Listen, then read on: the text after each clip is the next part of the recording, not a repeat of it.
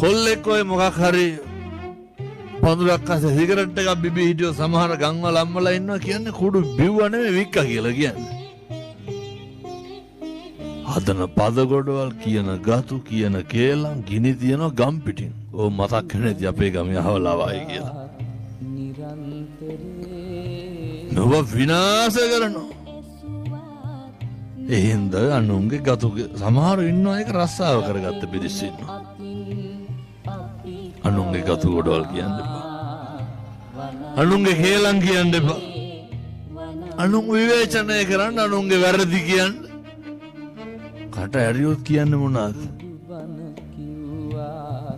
අනුන්ගේ දෙයක් නෙමෙයි.